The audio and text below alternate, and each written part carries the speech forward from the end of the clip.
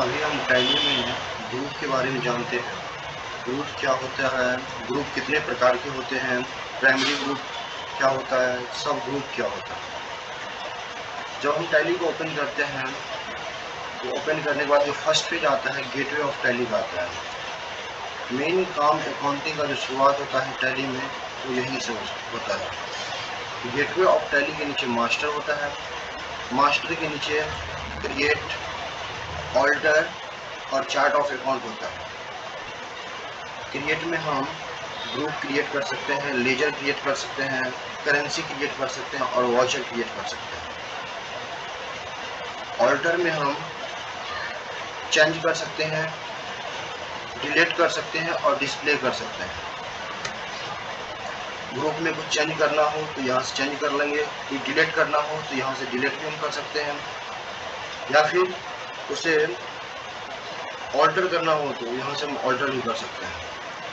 लेकिन tally prime ने 28 group दे रखा है, उसे हम डिलीट नहीं कर सकते हैं। लेजर हम डिलीट कर सकते हैं, करेंसी भी हम डिलीट कर सकते हैं और वाउचर टाइप में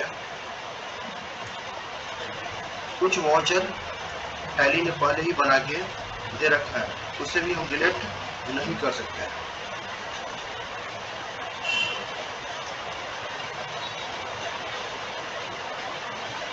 अभी हम ग्रुप के बारे में जानते हैं। ग्रुप क्या होता है? Group are collection of ledger of the same nature. जो भी लेजर होते हैं, जो सेम प्रकृति के जो होते हैं लेजर, उसे हम एक ग्रुप में रखते हैं। जैसे एग्जांपल में देख रहे हैं अभी रेंट एक तरह खर्चा होता है, खर्चा को अभी हम इनडायरेक्ट एक्सपेंस में डाल रखे हैं। इंटरेस्ट रिसीव, इससे पैसा आता है, इसे हम इनडायरेक्ट इनकम में रखे हैं। प्रोफेशनल सर्विस, इससे पैसा आता है तो हम डायरेक्ट इनकम में रखे हैं। फैक्ट्री एक्सपेंस, ये खर्चा है, इसे डायरेक्ट एक्सपेंस में डाले हुए हैं। प्लांट एंड मशीनरी, वैसी संपत्ति जो एक बार हम परचेज करते हैं और लंबे समय तक उसको यूज करते हैं, उसे फिक्स एसेट्स कहते हैं, इसे हम फिक्स एसेट्स में रखे हैं। Land and building, plant and machinery same nature का है, इसलिए हम फिक्स एसेट्स में रखे हैं। अब जब हम ग्रुप का निर्धारण कैसे करते हैं, तो टैली में trading account, profit and loss account और बैलेंस शीट, इसमें जो जो आइटम आते हैं उसी के हिसाब से हम ग्रुप में इसको हम डिसाइड करते हैं। जैसे trading and profit and loss account, इसमें एक तरफ एक्सपेंस और एक तरफ इनकम आता है। जैसे डेबिट तरफ एक्सपेंस और क्रेडिट तरफ इनकम आता है। जो भी इनकम होगा वो क्रेडिट तरफ आएगा, जो भी एक्सपेंस होगा वो डेबिट तरफ आएगा। वैसे एसेट्स में, बैलेंस शीट में भी दो साइड होते हैं, एक साइड एसेट्स होते हैं और एक साइड लायबिलिटी होते हैं। एसेट्स को भी दो भागों में बांटा गया है, एक करेंट एसेट्स, एक फिक्स एसेट्स, और एक लायबिलिटी होता है। एक साइड लायबिलिटीज में करंट लायबिलिटीज, कैपिटल और भी बहुत सारे लायबिलिटीज आते हैं। अभी हम एक एक करके देखते हैं। अभी ग्रुप के बारे में समझते हैं। ग्रुप को दो भाग, टैली प्राइम में दो भागों में बांटा गया है। वैसे तो टैली में ग्रुप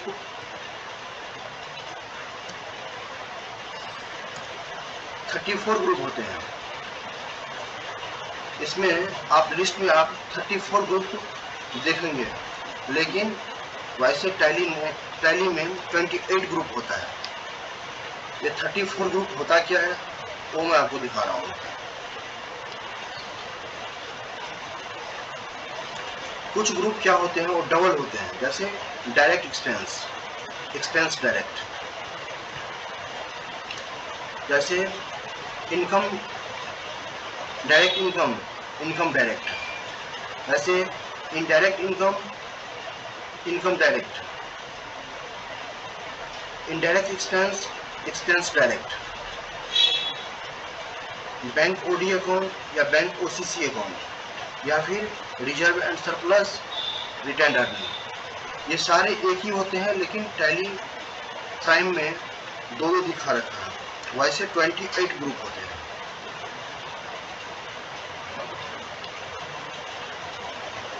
अब एक चीज समझना और है कि टैली के ग्रुप को दो भागों में बांटा गया है, एक प्राइमरी ग्रुप और एक सब ग्रुप।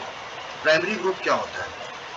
वैसा ग्रुप जो डायरेक्टली बैलेंस शीट या प्रॉफिट एंड लॉस में अकाउंट में दिखाया है, उसे प्राइमरी ग्रुप कहा जाता है। जैसे प्राइमरी ग्रुप में 15 ग्रुप होते हैं। प्राइमरी ग्रुप में 15 ग्रुप होते हैं, जो कुछ इस तरह से होता है।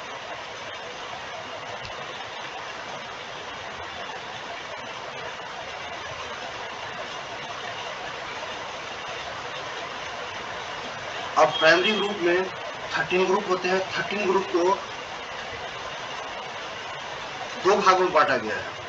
इसमें से 6 जो होता है, 6 group profit and loss account में आते हैं, लॉस अकाउंट से आते हैं, और 9 ग्रुप बैलेंस शीट से आते हैं। इसमें direct expense, direct income, direct expense, direct income, indirect expense, indirect income, sales account और परचेज अकाउंट, ये 6 जो होते हैं ये एक्सपेंस और इनकम नेचर के हैं, इसलिए प्रॉफिट एंड लॉस अकाउंट में आते हैं। और बाकी 9 ग्रुप जो होते हैं वो बैलेंस शीट से आते हैं।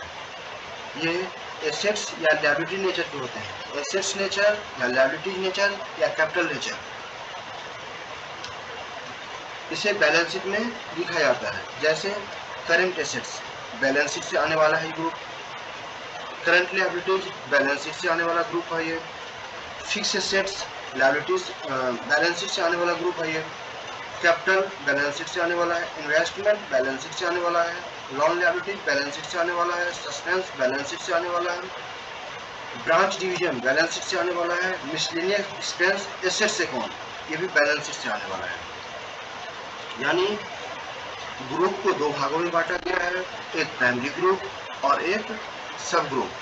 प्राइमरी ग्रुप के अंदर 15 ग्रुप आते हैं, जिसमें से 6 प्रॉफिट एंड लॉस अकाउंट से आते हैं और 9 ग्रुप बैलेंस शीट से आते हैं। प्रॉफिट एंड लॉस अकाउंट में इनकम और एक्सपेंस रिलेटेड आते हैं, और बैलेंस शीट में एसेट्स और लायबिलिटी नेचर से आते हैं।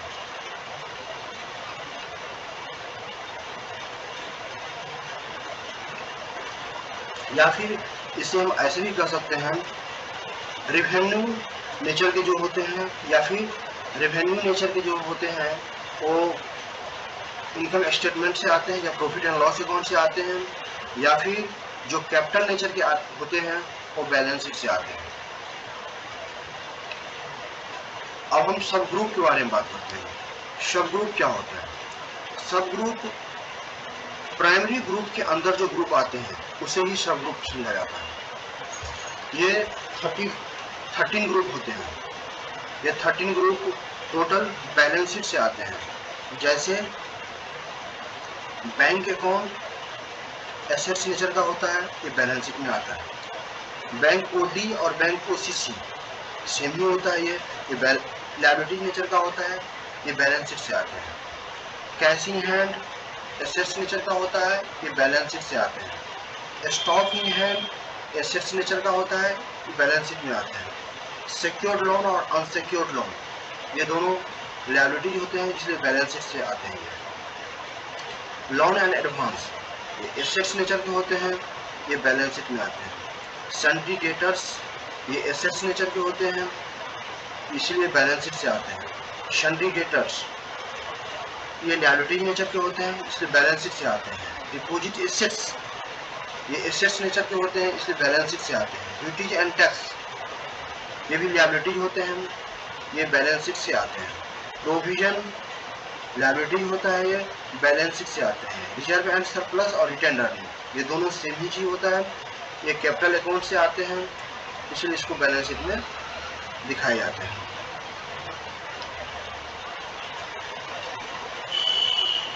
ग्रुप का निर्धारण में trading and profit and loss account या फिर बैलेंस शीट।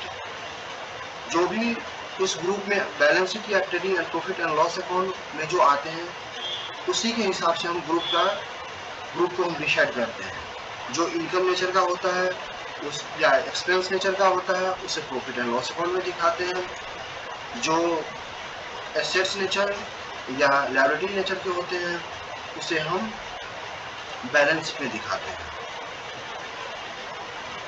आगे वाले वीडियो में हम एक एक करके ग्रुप और सब ग्रुप के जितने भी आइटम हैं सारे को हम डिफाइन करके बताएंगे।